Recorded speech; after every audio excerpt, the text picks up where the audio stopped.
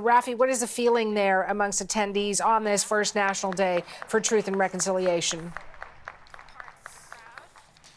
Suhana, it's solemn, it's emotional. You know, there are so many people here. We've actually taken a bit of a step back so as to be respectful of those wanting to listen to the ongoing ceremony. But I'm going to let my camera operator pan a little bit and just show you just the sea of orange we're seeing. There are now thousands of people here. It started off, you know, with a smaller crowd, with hundreds, and it's just kept growing since then. It's a heavy day. There are survivors speaking today. There will be more of that later on. There's that spirit walk going on. Once we get to Confederation Park, we are expecting a moment of silence there. We're also expecting some throat singing by Inuit performers. We've heard from Algonquin elder Claudette Commanda earlier today. Here's a little bit of what she had to say.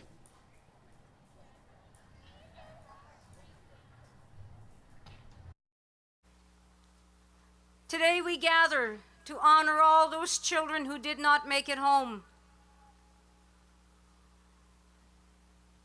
215 little voices woke the country.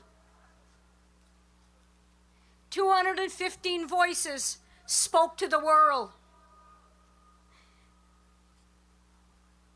From the moment those little ones went into the ground, they were speaking in spirit. And they knew that to come a day that we would all hear their voices. And let us hold those children in our heart forevermore. We've also got statements from leaders across the country of all stripes. I'm going to read one to you from Assembly of First Nations Chief Roseanne Archibald. It should be popping up on our screens right now, and I'll just glance at my phone to be able to read it.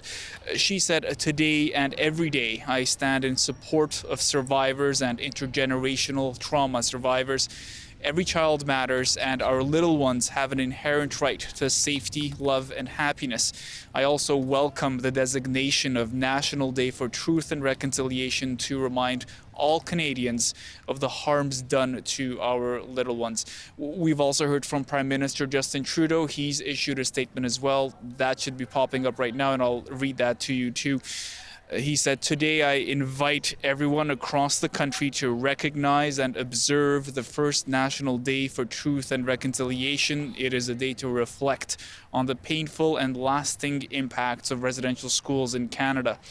It's also a day to remember the many children who never returned home, and an opportunity for us all to learn more and to affirm the need for reconciliation and commit ourselves to the work ahead." And following his own advice, I suppose the Prime Minister is not going to appear in public to speak today. He did that yesterday, but today he says he will be listening to the stories of survivors. Hannah.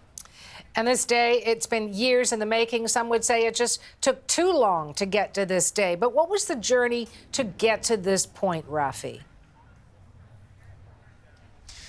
Yeah, if you cast your mind back to 2015, that's when the Truth and Reconciliation Commission was struck. It issued multiple calls to action. One of those, Call to Action 80, it was to have a National Day of Commemoration. We should be seeing that call up on our screens right now, and I will read that to you as well. That's really where it all started. The statement reads, "We call upon the federal government in collaboration with Aboriginal peoples to establish as a statutory holiday a National Day for Truth and Reconciliation to honor survivors, their families, and communities, and ensure that public commemoration of the history and legacy of residential schools remains a vital component of the reconciliation process."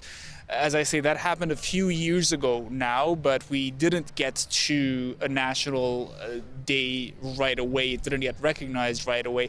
In 2019, a private member's bill was put forward by an NDP member of Parliament.